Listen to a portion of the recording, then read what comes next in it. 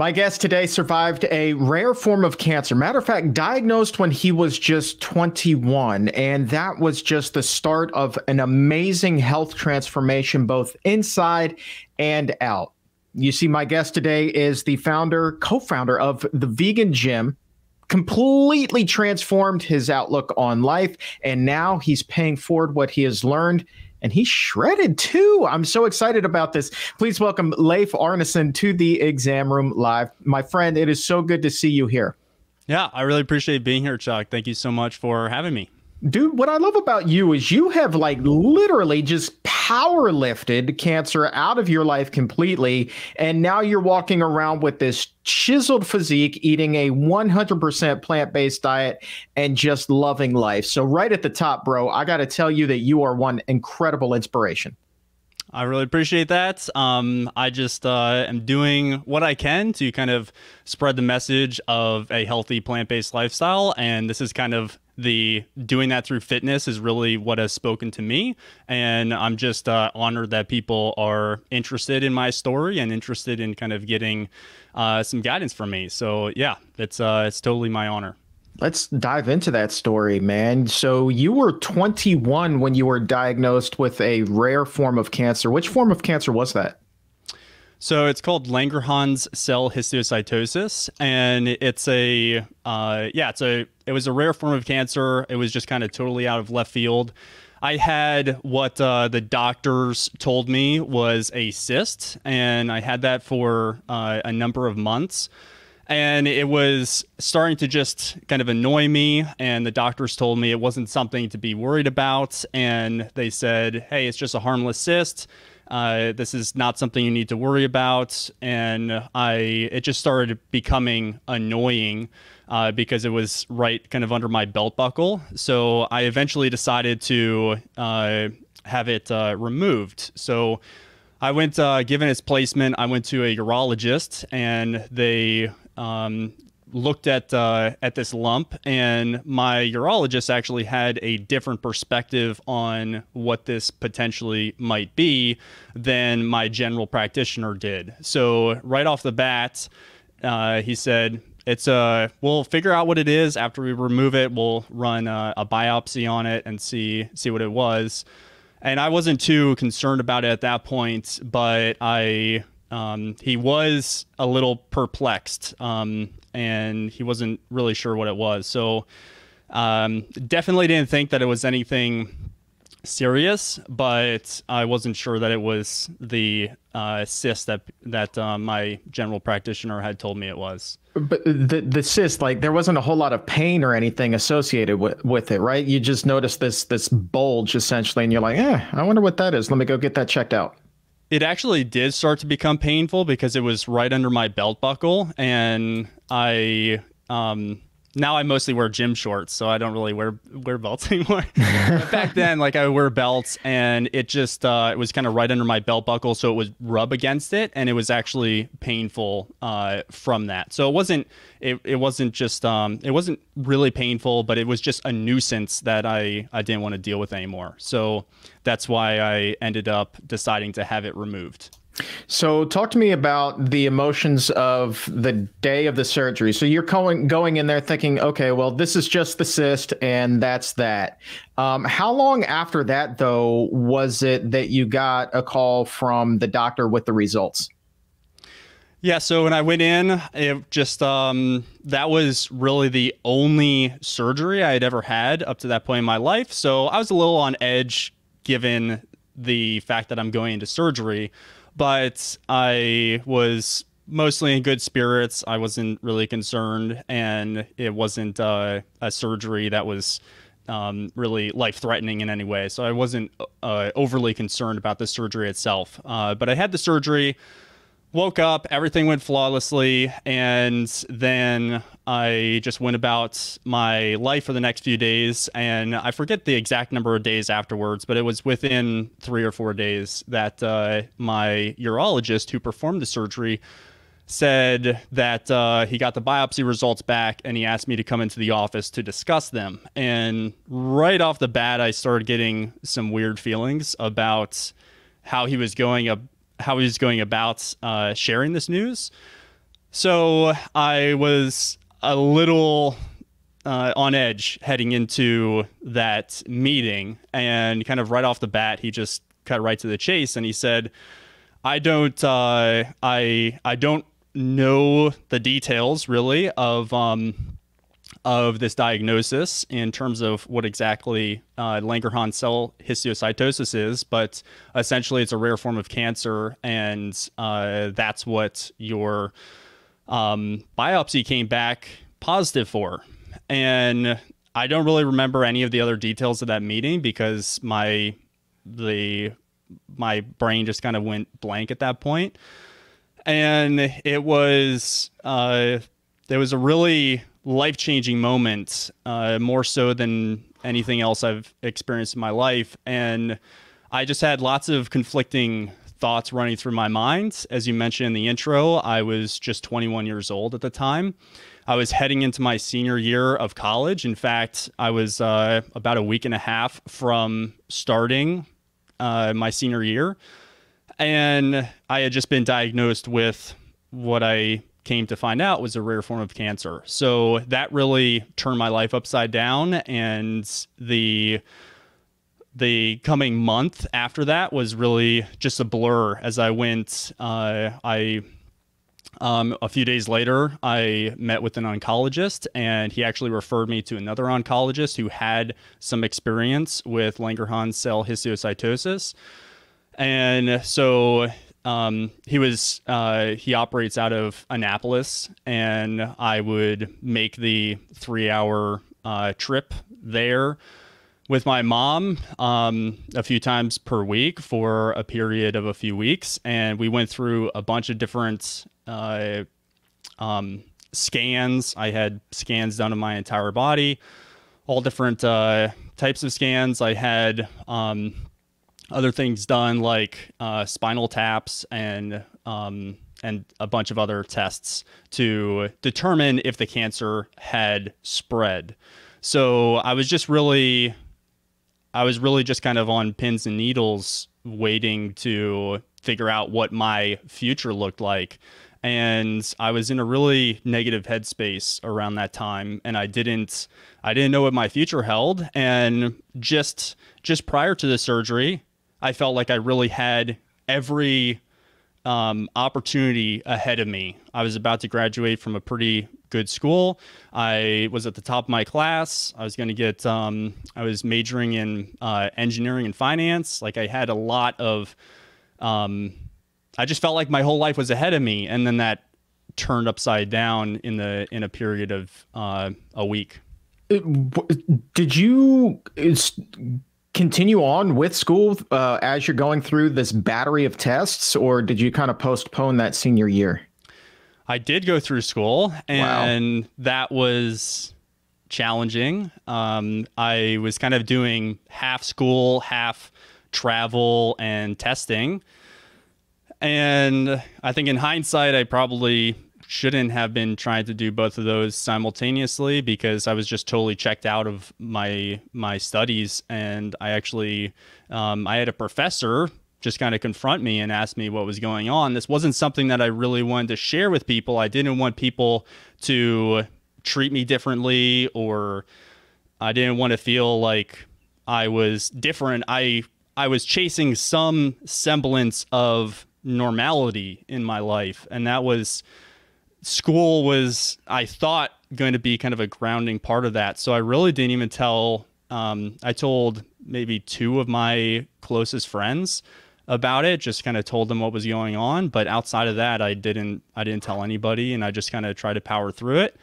And yeah, I wasn't able to really show up. And I really started withdrawing from even the people who were really supporting me, my friends, my family. And I just felt, I felt more alone during that time than I ever have in my life. I've always had lots of support from family and friends. I have an incredible family. And even though they were showing up 100% during that time, it was really lonely going through that. Did you internalize it to the degree that you did because maybe talking about it would make it more real, and maybe there was still kind of a sense of denial? I think that's pretty spot on. It's hard to know exactly what I was thinking during that time because there was a lot of stuff going on in my mind, so I don't know that I was necessarily thinking so clearly.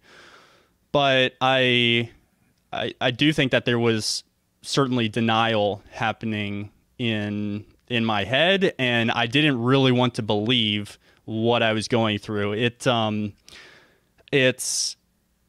It always seems like that happens to other people. Other people get diagnosed with cancer at 21. Other people have a heart attack. Other people go through serious traumatic events in their life. It seems like there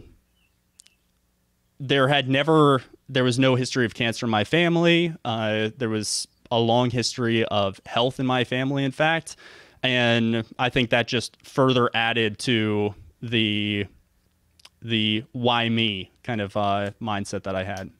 Yeah, that's interesting. So often when we hear these stories on the show, people come on and they talk about a long family history of anything other than health. And so if I'm you, I'm feeling even more isolated. And that why me kind of question that you just posited is one that's going to haunt me. I mean, so as you're kind of withdrawing from a lot of things, I would imagine then that there's this depression that washes over you as well. I've never really experienced depression in any serious way, but if there was a time in my life where I felt kind of hopeless and depressed, it was definitely during this time. So I really felt like I had everything just ripped out from under me. As I said, I was doing well in school. I had lots of opportunities heading out of school for future employment. I felt like my life was just beginning in transitioning out of school. And then that all flipped upside down, and there were many thoughts in my mind surrounding the idea of what if I am not around to experience any of that? And that's a really sobering thought. And it's really difficult to experience those emotions and want to continue showing up and pushing through. And I did feel hopeless through those first few weeks, and it was really challenging. No question about it. So you go through all of these batteries of tests, the diagnosis is confirmed. What's next in that process? Is there another course of treatment that's laid out? Is there another surgery that the doctors want to do? What is shaping up for you at that point? So after I went through all those tests, it was about a period of 4 weeks. I went through all those tests, and the conclusion was that we had removed the cancer before it had a chance to spread.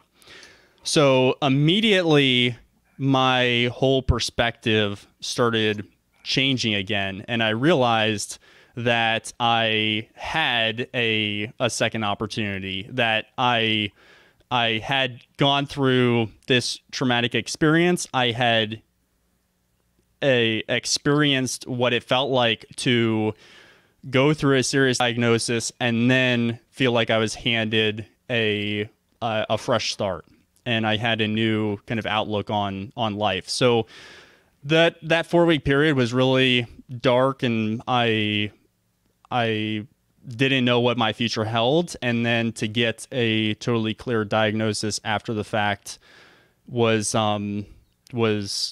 just such a blessing. I can't begin to explain kind of the sense of gratitude that washes over you in that kind of reversal of your kind of long-term health prospects. So that was really substantial. And so when you say that you got this clear diagnosis, I'm assuming then that what you mean is like when they went in and they got this thing, they think that they got it all, correct? correct. It was they determined after all the tests that I had unifocal LCH, Langerhans cell histiocytosis, which is just a single point. So Langerhans cell histiocytosis spreads through your lymphatic system, and it was just a contained area of lymph nodes that were affected from this. So they removed that entire section, and then I had a kind of a clear bill of health from that point. There was talk from my oncologist about going through and potentially doing chemo and radiation just to kind of make sure that that this didn't kind of surface again. And that's when I really started questioning conventional medicine. And I decided if I was going to be healthy long term, if I was never going to have to go through such a diagnosis again, I needed to take full control of my health. I needed to be the one who was determining my life path. So that's really the spark that started my interest in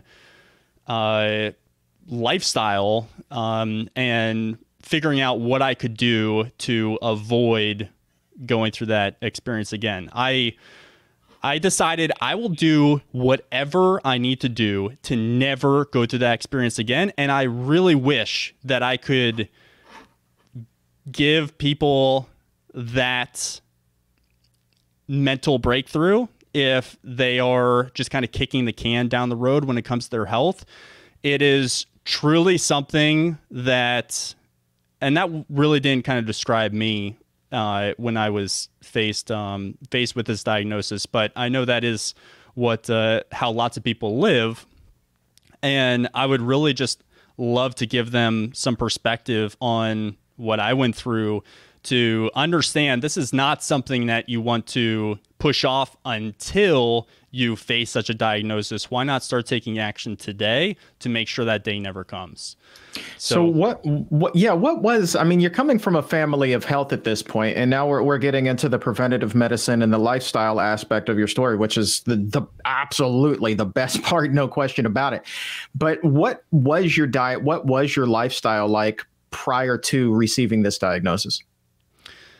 So I had always had weird dietary patterns. When I was going through high school, I went through a period of having an undiagnosed eating disorder.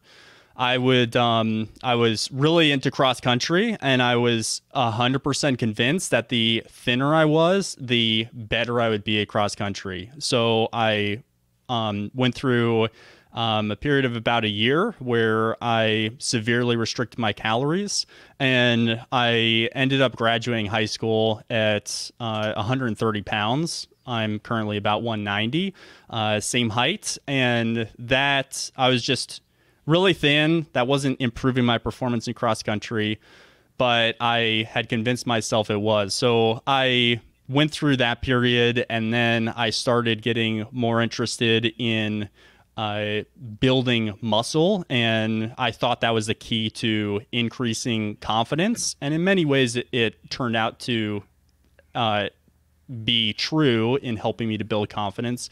But I went through a period where I started focusing on bodybuilding nutrition. So I started reading these articles on bodybuilding.com and other places that told me, hey, you need to start consuming more animal products. You need to do the half dozen eggs for breakfast. You need to do chicken breast and rice and broccoli for lunch and steak for dinner and all these things. So I started focusing on that. And from my perspective, everything I was reading was told me that I was eating really clean, which just means that I'm eating wholesome, nutritious foods that are fueling my body, both for my health and for my fitness goals, which at the time was building lean muscle.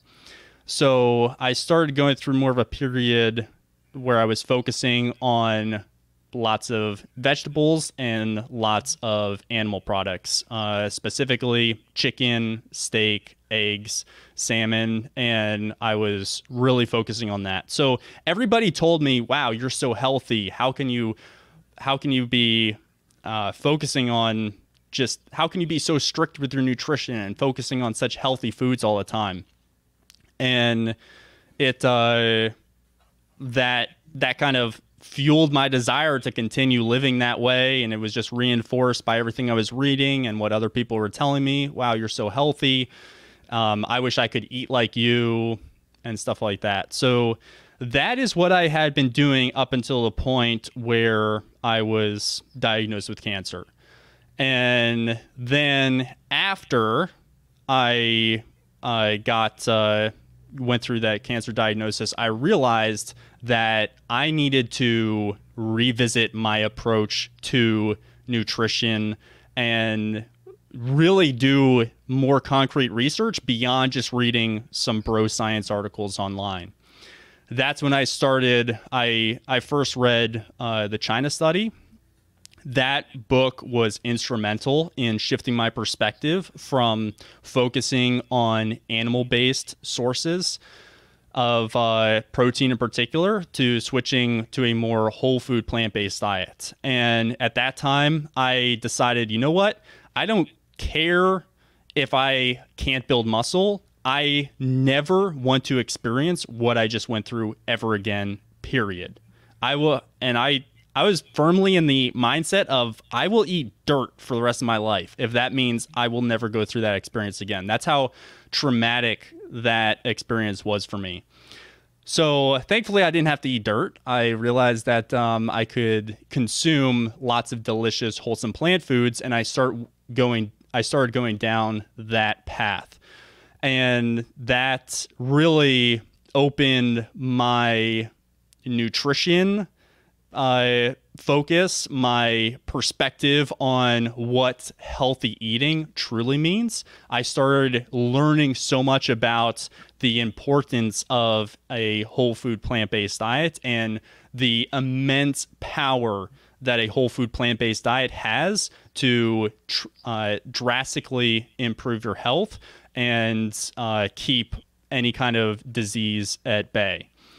So that's when I started kind of shifting toward a plant-based lifestyle. And then after a few months of focusing on a whole food plant-based diet, I stumbled across the film Earthlings. And up until that point, I had never heard the word vegan, really. Maybe I had heard it in passing here and there, but I didn't really know what it meant. And once I watched Earthlings, that was another huge light bulb for me. And I realized, okay, this is bigger than me. And here is this lifestyle that is not only best for my health, but best for the animals and the planet at large.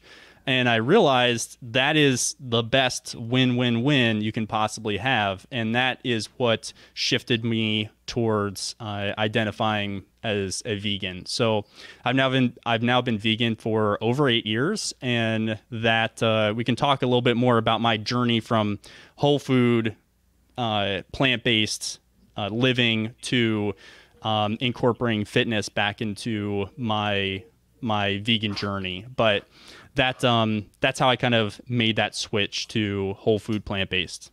Oh, I definitely want to talk about that because I saw a video that you had posted on YouTube from 2017, right before you started. I think it was like a 90-day shred or something like that. And the before and after was just, holy cow, is this really the same guy right now? Like that was just, that's crazy. But a couple of things I want to unpack before we get there. Number one, you're talking about the copious amounts of animal protein you were consuming prior to the diagnosis. And yeah, I mean, just like so many of us, you think that like that's the healthy thing to be doing. Would I be correct in inferring that you think that that was at least a contributing factor for your diagnosis? So Langerhans cell histiocytosis is a very rare disease. There is not much known about it, and I didn't get any concrete answers from even the oncologists who had treated LCH patients previously in terms of what really caused that to happen. So there's little known about it. There are some theories, but so I can't say for sure. But what I can say is, based on all the research I have done since then, it definitely didn't help. So it's hard to know exactly what happened there, but I can't say for sure whether it was a contributing factor or not, but it definitely was not keeping that from happening. And then I guess you said you would eat dirt. You would do whatever it took to stay cancer free. Here you are years later now, still in remission, even though, because it's such a rare form of the disease, there's not an enormous amount of data on it like we have with other forms such as breast cancer or prostate cancer. But are you pretty certain, though, that your way of eating now, your lifestyle now, is really helping propel you toward that cancer-free future and helping you remain in remission? 100%. I have done literally thousands of hours of research in nutrition, and it is abundantly clear that eating plants, specifically a variety of whole food plants, and making sure that you're getting the right amounts of micronutrients specifically in your diet, that checks all the boxes. And you are that in combination with some form of activity and proper sleep, stress reduction, in the form of activity and mindfulness practices, activity in the form of physical activity, etc. And just making sure that you're hydrated, all these other things, as long as you are living a healthy lifestyle that is grounded in plant-based nutrition, that really is setting you up for long-term health. All right, now let's talk about the vegan gym part of your story. I mean, you got muscles for days, my man, and this is just fascinating to me. So as I was saying, this video that you posted in 2017, you were already eating a plant-based diet, but with your physique, with the way that your body was looking, you weren't really where it was that you wanted to be. So how did you make that transformation? I think that a lot of people are kind of in the shoes that you once were, where you switch over to a plant-based diet and you're concerned like, yeah, I'm going to be really healthy, but my physique may not quite be what I want it to be. So how did you go from looking like the lay person, be perfectly honest, dude kind of like me, to looking all kinds of super shredded, man? What is the secret there? So what I learned in going through that process is there's a difference between doing things.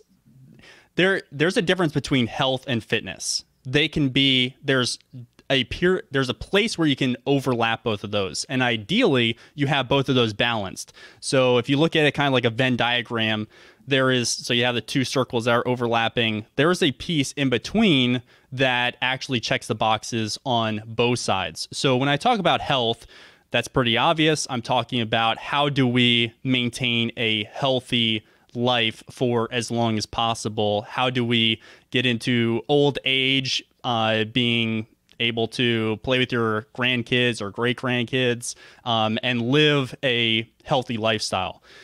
And then on the other side, we have fitness, which I use to describe your body composition. So when I say body composition, I'm talking about what your body looks like, the actual composition of your body in terms of the amount of muscle you have and the amount of body fat you have. So it's one thing to be healthy, but health does not necessarily translate to being strong and looking the way you want in the mirror. So that's something I started realizing after I was vegan for about a year. I felt really healthy, And I knew that I was following the right nutrition plan for my health goals, but I didn't really love the way that I looked. And to be honest, I wasn't really that confident when I took my shirt off, went to the beach, looked in the mirror, and that was something that I decided I wanted to change. So I had done tons of research into plant-based nutrition specifically for disease prevention and long-term health. And then I started doing more science-based research into the area of fitness-based nutrition and fitness training to accomplish my body transformation, my body recomposition goals. So I really went down this path of trying to figure out, how do I accomplish both of these things? How do I become as healthy as possible while also accomplishing my fitness goals, specifically lowering the amount of body fat I had and increasing the amount of lean muscle I had and increasing my strength? So I decided, hey, I need to figure this out, and I want to just start experimenting on myself based on the research that I was learning. As I touched on earlier, I have a pretty serious background in science, math, research, in kind of going through an engineering curriculum and studying other kind of topics within those areas. And I stumbled across PubMed, and I just started devouring articles on there and just started learning as much as I possibly could. And lots of the fitness-based articles that I was reading promoted animal products, whey protein, steak, chicken, etc. But I realized that I could plug both of these things together. I could take what I was learning from these fitness articles and I could apply that to the lifestyle that I want to live, a healthy, whole food, plant-based lifestyle. And I decided, hey, I'm going to figure out the formula here to transform my body as a vegan and increase my confidence, increase my strength, and really show others what is possible as a vegan. When I first went vegan, I wasn't in terrible shape, but I had more body fat than I wanted to have, and that was actually increasing over my first year of being a vegan. I had more body fat than I wanted. I didn't have the strength that I wanted to have, and I would get kind of these little side comments from friends, and they were just kind of messing around in saying, oh yeah, well, lots of luck because you're vegan now, so you can't really build strength or you can't look a certain way. And part of it was definitely fueled by wanting to prove them wrong, but I realized that I could use vegan fitness as my own personal form of advocacy for this lifestyle, for a healthy, whole food, plant-based vegan lifestyle. So that's really what I sought to do. And I decided I'm going to figure out this formula. I'm going to figure out what I need to be doing as a vegan to be super healthy while also looking the way I want to look and inspiring others through that journey. So that's how I started to formulate my thoughts around there. I love the fact that you said you stumbled across PubMed and you start doing a whole bunch of research. 99% of the people who go on the internet, it's about Instagram, it's about Facebook, maybe TMZ, but nope, you're spending all your time on PubMed. I love this show, man, because I get to talk to people like you. You are like one of the only other people on the face of the earth who I know who loves PubMed as much as I do. Like, my hat is off to you. I'm addicted. Dude, it is the single greatest website ever, because it is like the world's greatest library, exclusive for research, and you can find pretty much whatever it is that you're looking for on there. And rest assured, if they don't have it, odds are the studies haven't been done quite yet. You talked about weight loss, right? So, but one of the things that you also talk about with the vegan gym is that there's a big difference between weight loss and fat loss. Help me clear up that confusion. What is the difference there? Yeah, it's a great question. And this is a very important concept for people to understand. If your goal is to kind of feel better about the way you look and increase kind of your confidence in that area. So lots of people, when they have a fitness goal, most people are focusing on weight loss. So I made that same mistake when I first started trying to lower my body fat after my first year as a vegan. I was like, okay, I want to lose body fat. I'm focusing on weight loss. Like, I need to lose some weight. I want to watch the scale go down. But I like using this example to really illustrate this point. So say that your goal was to lose 10 pounds.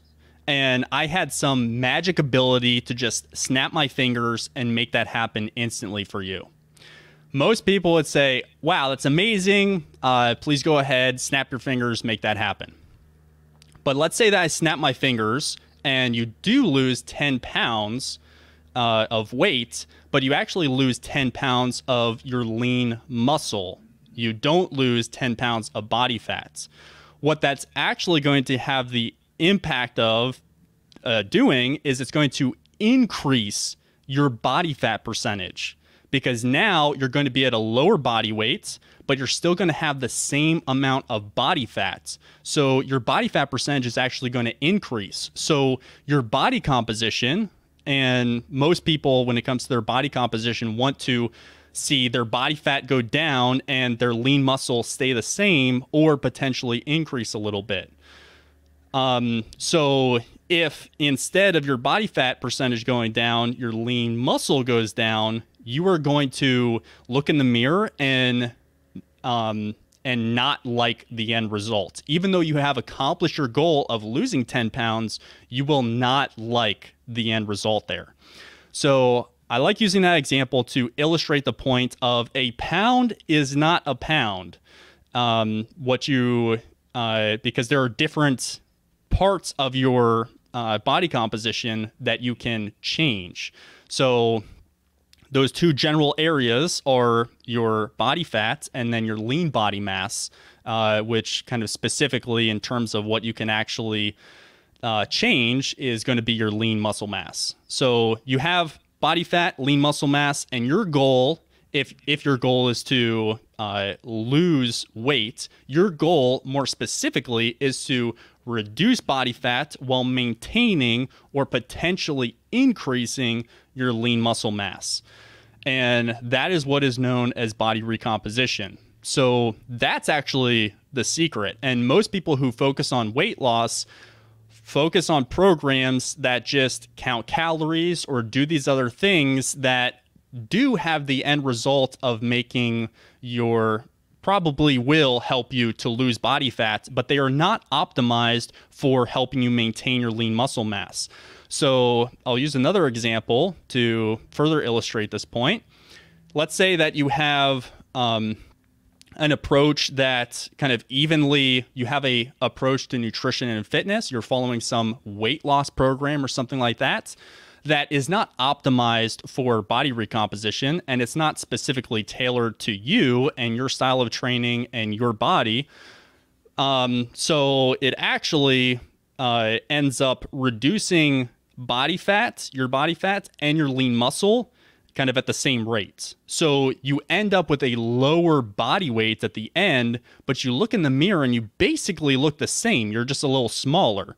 And you look the same because your body fat percentage is the same. Your body fat percentage hasn't changed because you're not just losing body fat, you're also losing lean muscle mass. So that is a really important point to keep in mind.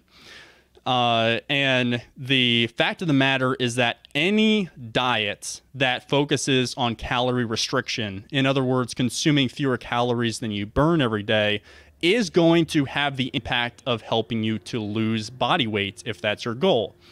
But it is not optimized for helping you improve your body composition, which specifically reduces body fat while maintaining or building lean muscle mass. So that's the difference between weight loss and fat loss.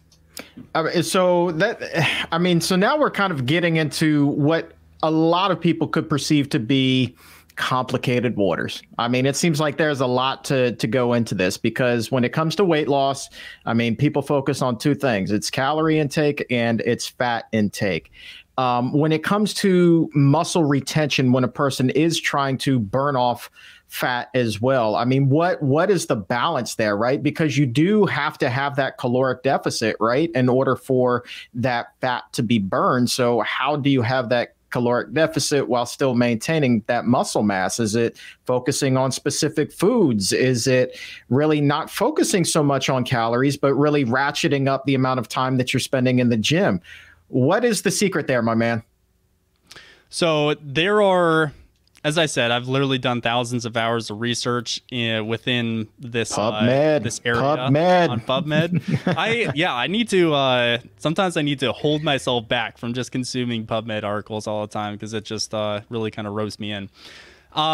But there's really, after all that research, there's really three things that matter when it comes to body recomposition. So calorie intake does matter, and anybody who tells you that calorie intake doesn't matter simply does not understand the fundamentals of weight loss and body recomposition. So I would caution you about listening to those people.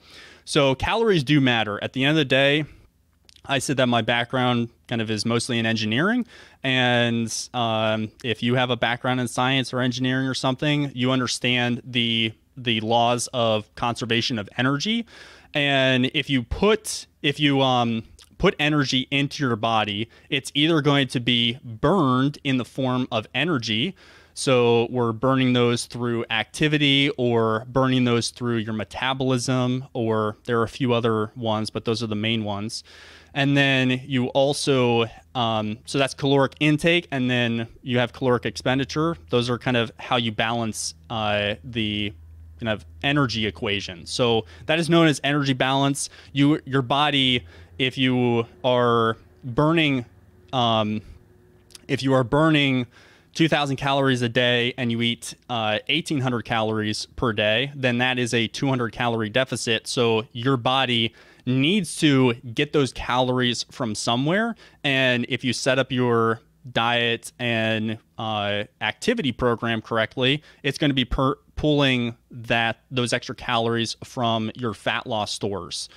There are some other places that your body gets energy from your glucose stores in the form of glycogen, or your body in some situations can function in ketosis, which is not something that really is recommended. But there are a few other ways. But basically, energy balance does matter. So calories in, calories out, that equation does matter. So that's the first one. Second thing that you really need to be focusing on is, what is your protein intake? Now, lots of people, especially when we're talking in whole food plant-based circles, will tell you that protein doesn't really matter, and you can get all the protein you need from a wholesome plant-based diet. That is entirely true. You can get all the protein you need from a whole food plant-based diet if your goal is just survival. If your goal is to improve your body composition, and specifically if you want to maintain or increase the amount of lean muscle mass that you have in your body, which for the vast majority of people is going to make you feel better and probably improve how you feel you look in the mirror. So if that is your goal, and you want to lose some body fat while kind of making sure that you are maintaining or building lean muscle mass, then protein needs are going to be higher for you. And you do need to be sure that you're consuming enough plant protein to support your lean muscle mass. And kind of especially in the form, if you are focusing on fat loss, it's especially important that you have making sure that you're consuming an adequate amount of protein. So that's the second thing. Calories is number one, protein is number two, and then number three is the style of training you're doing. So any kind of training is beneficial to your health, as long as you're not doing it in excess or doing things that don't really align with your level of fitness and you're pushing yourself too hard in that respect. But in general, activity in really any form is going to be beneficial to your health and probably beneficial to your body composition as well. Now, what I used to do is when I wanted to focus on losing body fat, I would go out and run 5 miles. I'd get on the Stairmaster and climb stairs for 40 minutes. I would focus on doing lots of cardio activities because I was watching the little calorie counter on the cardio machines. It was increasing and I knew, okay, I'm going to be burning more calories and that equals weight loss. There is a lot of truth to that.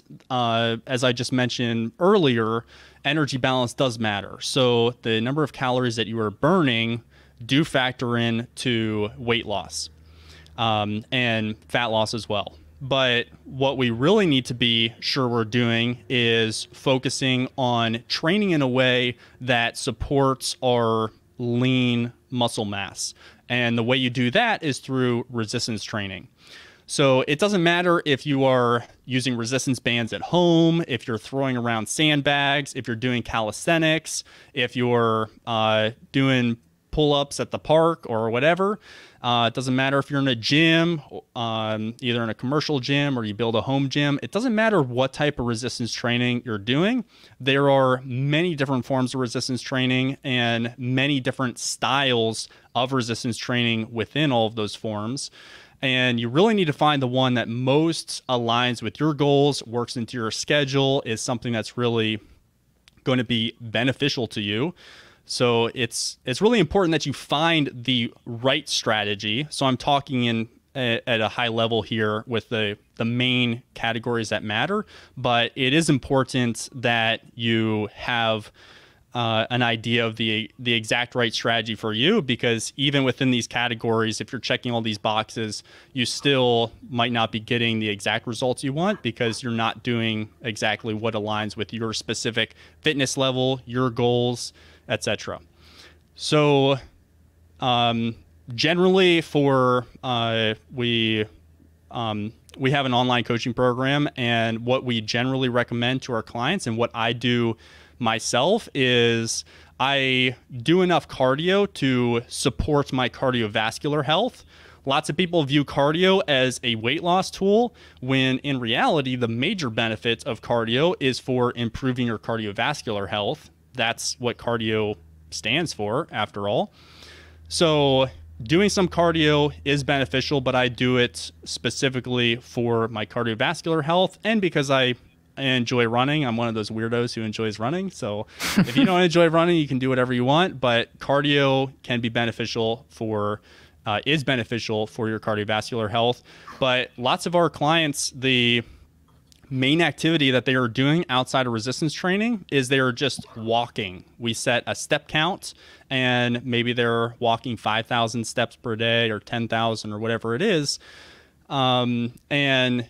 Walking, just having some form of low impact activity can have a tremendous impact on your rate of fat loss without really causing you to require additional recovery time. So that's a really good way of balancing resistance training with other activity, is doing some low impact activity. And I think walking is just phenomenal in that respect. So to just kind of give that overview again, energy balance matters. So yes, calories do matter.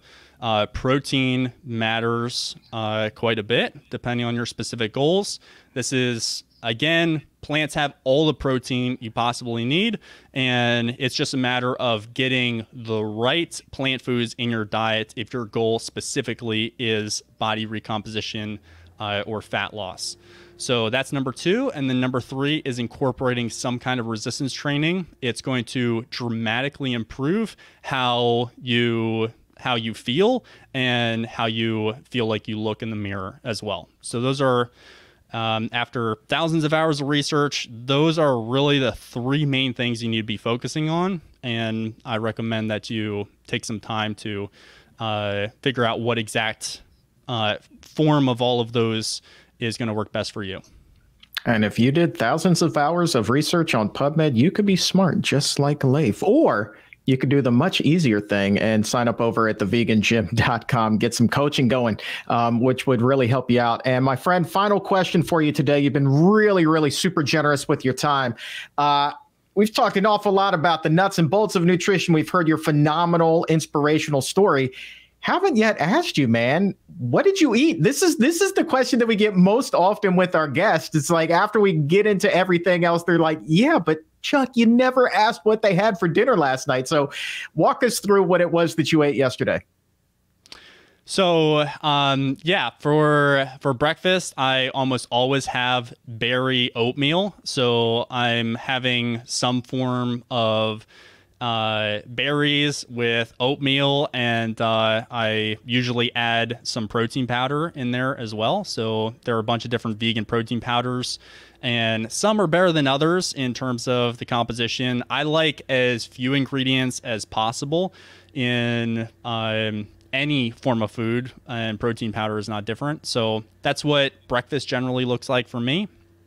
If you don't want to use protein powder, there are many other ways of increasing protein content for different foods, including oatmeal. But that's what I had for breakfast yesterday. And for lunch, I had some fajitas. I'm not too big of a chef, but I do make a pretty good vegan fajita recipe. So that's what I had with. So I had vegan fajitas with some rice and a salad. So that's generally what I like. I guess it would also be helpful to explain how I think about nutrition and like create different meals. So I always like to include something that is that has the protein content that I need for a specific meal. So in the case of the oatmeal, oats have a lot of protein, but not quite enough for my fitness goals. So I add in some protein powder, and that checks the box for my protein needs. And then I make sure that I have some kind of micronutrient rich component to my meals. So in the case of the oatmeal, I've got some berries in there. And that's a really powerful way to increase nutrition. And in the lunch that I just mentioned, throwing in, I have a huge salad. I usually throw on sauerkraut. I love carrots, cucumbers, some bell peppers. I'll just slice all of that up, throw in the salad, and I make pretty large meals. So I'll just kind of eat it throughout a period of 30 minutes or even an hour, depending on what I'm doing. And that's what lunch looked like yesterday. And I actually had some tofu and rice and a smoothie for dinner yesterday. So it yeah, just so in that meal, the tofu was the higher protein source, and that and then had some micronutrients in the form of the smoothie that I had.